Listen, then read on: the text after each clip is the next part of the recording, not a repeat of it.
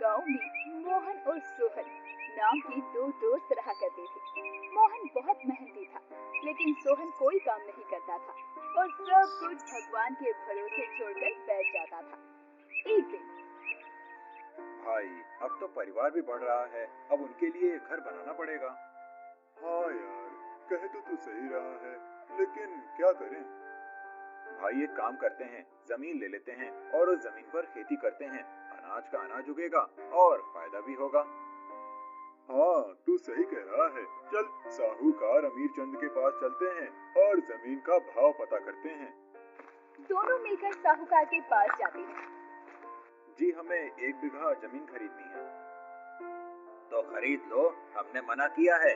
जमीन खरीदने के लिए पैसे लाए हो? साहूकार जी, अभी तो हम बस जमीन देखने और जमीन का दाम पूछने आए हैं। तो अमीर चंद जी, क्या दाम है जमीन का? 10,000 में मिल जाएगी जमीन। अमीर चंद जी, बहुत महंगी है जमीन। तो महंगी है तो कहीं और से ले लो। चलो चलो, अब जाओ यहाँ से। अमीर चंद की बात सुनकर दोनों मायूस हो जाते हैं और दोनों वहाँ से वापस आ जाते हैं। सोहन, जमीन तो बहुत महंगी है, अब क्या करें हम? इतने पैसे तो है ही नहीं। हाँ, ऐसा करते हैं, दोनों पैसे मिलाकर उस जमीन को ले लेते हैं और दोनों मेहनत करेंगे और जो भी फायदा होगा दोनों बराबर बांट लेंगे। हाँ यार, सही कह रहा है तू, ऐसा ही करते हैं। ठीक है, तो कल चलते हैं। अगले दिन दोनों दोस्त जाते हैं और अमीर चंद से वो जमीन खरीद लाते हैं।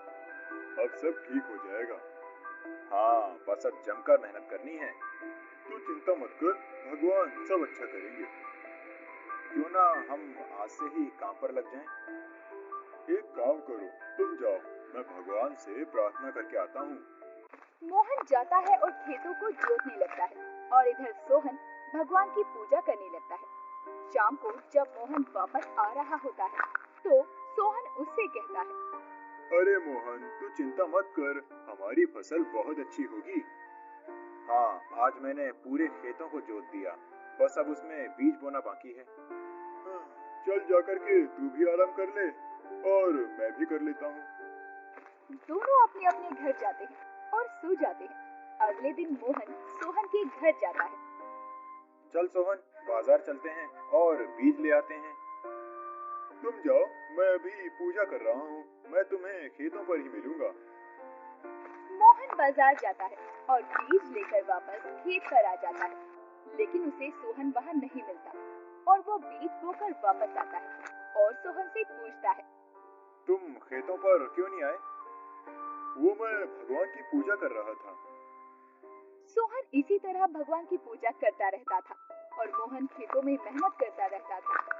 बहुत दिन बीत गए थे और खेतों में बहुत अच्छी फसल हुई। इतनी अच्छी फसल देखकर दोनों बहुत खुश हो गए। वाह, कितनी अच्छी फसल हुई है।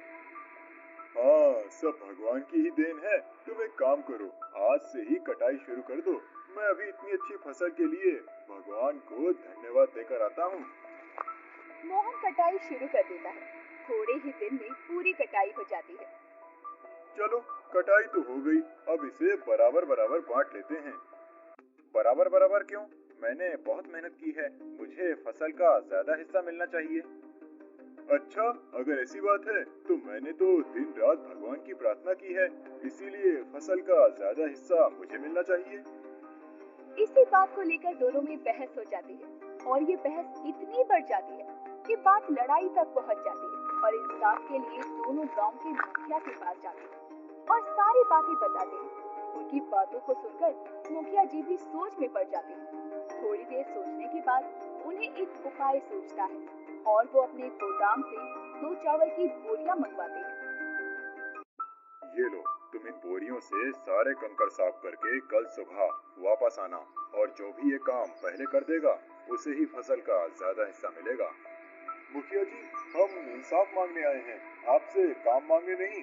आप इंसाफ करिए। पहले ये करो, कल मैं तुम्हें तुम्हारी सारी बातों का जवाब दूंगा। मोहन और सोहन उस बोरी को उठाकर ले आते हैं। मोहन पूरी रात जागकर उस चावल से कंकड़ निकालता है। इधर सोहन भगवान की पूजा करता है और सो जाता है। पूरी रात जागने की वजह से सुबह मोहन की आंख लग जाती है और वो सोता रह जाता है। इधर सोहन तैयार होता है और मुखिया जी के पास पहुंचता है। देखो मुखिया जी, मैं आ गया। तुम चावल साफ करके लाए हो या बस ऐसे ही आ गए? मुखिया जी, मैंने भगवान से प्रार्थना की थी। अब तक तो सारे चावल साफ हो गए होंगे। ओह अच्छा अच्छा, मोहन कहाँ है? अभी तक आया नहीं। लगता है अभी तक उसके चावल साफ नहीं हुए। अब तो इस फसल का हिस्सा मुझे ही मिलेगा। हाँ, शांत हो जाओ, हम बिना इंतजार किए कोई भी फैसला नहीं ले सकते। थोड़ी देर बाद मुखिया जी, अब तो बहुत देर हो गई है, लेकिन अभी तक मोहन नहीं आया। हाँ सच में, अब तो बहुत देर हो गई है। मुखिया जी, उस आदमी ने तो आपकी बात की इज्जत भी नहीं की। उस आदमी की ये बात सुनकर मुखिया को गुस्सा आ जाता है और वो गुस्से में कहता है, इस गलती की उसे सजा मिलेगी। चलो उसके घर। सब लोग उसके घर जाते हैं तो देखते हैं कि मोहन गहरी नींद में सोया हुआ था और वहाँ रखे सारे चावल साफ थे। ये देखकर मुखिया जी खुश हो जाते हैं। तभी मोहन की आंख खुल जाती है और वो उन सबको देखकर जल्दी से उठता है।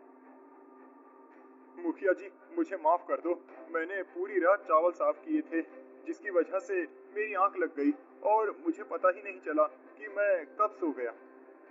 कोई बात नहीं बेटा, तुमने इस चावल को साफ करने के लिए पूरी रात मेहनत की है, इसीलिए इस फसल में ज्यादा हिस्सा तुम्हें ही मिलना चाहिए।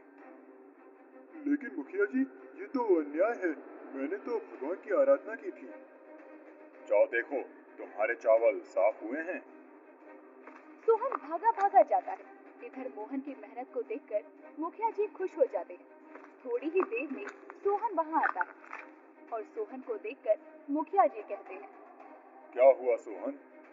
मुखिया जी, चावल तो साफ नहीं है, लेकिन मैंने तो भगवान की कितनी प्रार्थना की थी, फिर उन्होंने मेरे साथ ऐसा क्यों किया? सोहन, भगवान भी उन्हीं की मदद करता है जो मेहनत करते हैं। सोहन को मुखिया जी की बात बहुत अच्छी तरह से समझ आ चुकी थी। अब वो भगवान की प्रार्थना के साथ साथ मेहनत भी करने लगा